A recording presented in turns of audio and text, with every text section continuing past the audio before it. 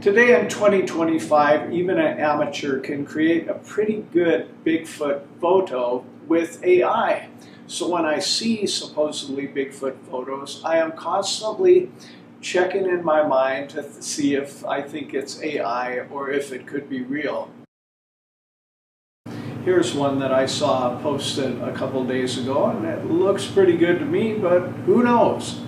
So to me, in this age of easy Bigfoot photo creation, the actual eyewitness testimonies that I bring to you on camera are very important, because oftentimes you can see the truth or maybe the lack of credibility in somebody's face as they are telling the story. I personally strongly believe that many of the people that I have interviewed on camera are telling a true story of a sighting of the Bigfoot. Welcome to the channel that is devoted exclusively to the exploration of information regarding Mr. Bigfoot. I myself was very skeptical that Bigfoot even existed, but I had had this really spooky experience in the middle of the night that caused me to really constantly wonder if he was an actual fact rather than just fiction. Since that time, I have interviewed 44 people on camera that said that they saw Bigfoot with their own eyes. I will present such content here on the Mr. Bigfoot channel, but I only do it once a week. In the early part of the week, I release a video. So make sure to subscribe, but especially to turn on the notification bell, because the content is not released very often, and you'll want to know when it is. In all of the information that I've gathered about the Bigfoot, this next story to me seems pretty amazing, because the guy was going to get fired if he told what really happened. And after he retired, he saw my incredible Bigfoot 3 documentary, and he wanted to have me tell the story because he felt like I am a level-headed guy that would deal with it honestly. And so to me, why would anybody have any motivation for finally coming out of the closet and telling this amazing story if it were not true? And here that story is for you. The incident took place around Baker Creek. This is in the McDonald Forest region of Oregon. And I'm going to read you the exact text from Dwayne E. about the incident. Hello, I've been watching your Bigfoot film on YouTube and remembered an incident that happened in 1979 in Oregon. I worked for BLM for 35 years as a road inspector. My job was to oversee construction of timber access roads in Coos and Curry counties. A road building company from Myrtle Point, Oregon, LC Roads, was the low bidder on a road extending into an unlogged area south of Powers, Oregon, Baker Creek, Upper Sixes River region. During the month of August, some vandalism started on the road job.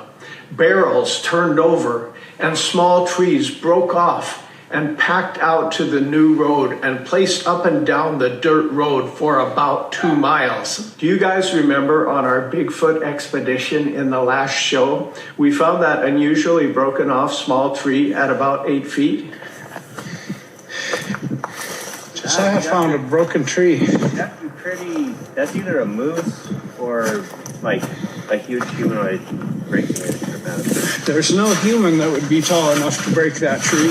It should be noted that the road had a steel gate on it some 5 miles from the job site to prevent entry into this area. The boss of this road crew was Dave. He asked that the last name be omitted. A well-respected road builder from this area. As the story goes, he was at the end of the new spur servicing a D8 cat when something caught his nose. He said it was the worst smell he had ever smelt out in the forest. Moments later, he glanced up the road toward his service vehicle and saw a large animal walk out to the road reach inside his service vehicle window and pull out a sack of oranges that was in the net type of sack. He was so shocked he just stayed on his knees watching this animal for several minutes. He said it was something unknown to him. He described it as walking upright, hair all over its body, except around eyes and upper part of the nose. The animal was over 8 feet tall and several hundred pounds in weight. Dave thought it was around 9 feet tall, but so as not to exaggerate, he settled at 8 feet as he compared it with the service vehicle. When it turned to walk away, he noticed it had fecal matter dried on its butt area. It walked up the road 200 yards and began eating the oranges, peels and all. After eating the whole sack of oranges, it disappeared into the timber. I was called by Dave Monday morning requesting I come up to the job site to look at some track found next to the service truck.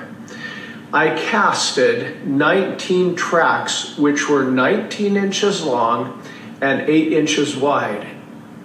They were near and behind the truck in the soft dirt where the animal had walked off. I don't know what he saw or what made those prints, but I suspect a Sasquatch now. There is no doubt in my mind Dave saw what he said he saw. The cast remained at BLM headquarters in Coos Bay, Oregon, for years before they came up missing. Dwayne E.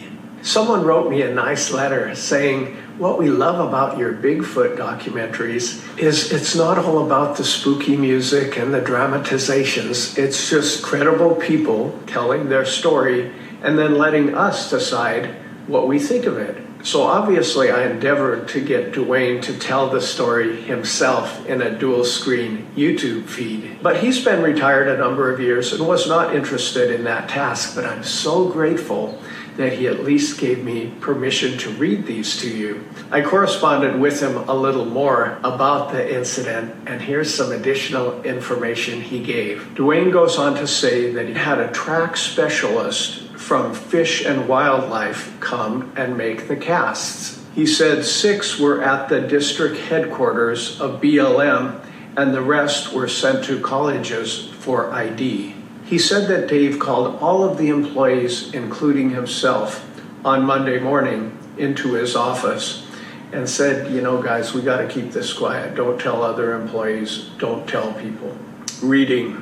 Yes, I was called into the office, and I was the one who decided to have the prints cast, around 18 inches by 8 inches in size. Dave thought the creature was near 9 feet tall, but settled on 8 using the service truck as a measurement.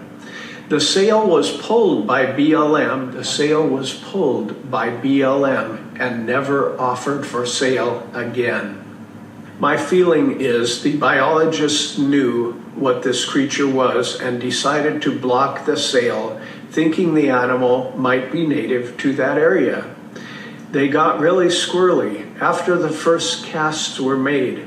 I don't worry about job termination now because I retired years ago, Dwayne E. says. The BLM and the United States Forest Service have known about these animals for many years, actually since the 1930s, but felt it was important to keep it out of public knowledge to prevent hunters going after them for monetary gain or killing a very rare animal. The whole situation was handled very badly by BLM upper-level personnel. They destroyed the tracks along the roadbed to keep the story from getting into the newspapers. According to Dave, the Sasquatch was dark brown to black in color. Its face was more human-like than ape. The tracks had 5 toes on each foot. The track showed clear dermal ridges on both feet. The arms were longer than normal men. The eyes were very dull yellow looking. The hair looked to be about 4 inches long. Several minutes before sighting, Dave heard loud whistles coming from the timber. The animal was male. The teeth were yellow stained. This was the only actual sighting from that job. After the road was completed, the agency removed the timber sale from auction. Some of you have asked me why I think that this has been covered up by the government. My reply was, I think that it would prevent the harvesting of timber in thousands and thousands of acres of land that both loggers and timber mills desire for the continuation of their industry. Biologists were called in, but were never able to track the animal down. The supervisor called employees into his office and instructed us not to discuss the incident with other employees or with the public. I don't often comment my personal feelings on the 29 interviews I have now conducted, but to me, this has authenticity written all over it. And I really want to thank Dwayne E.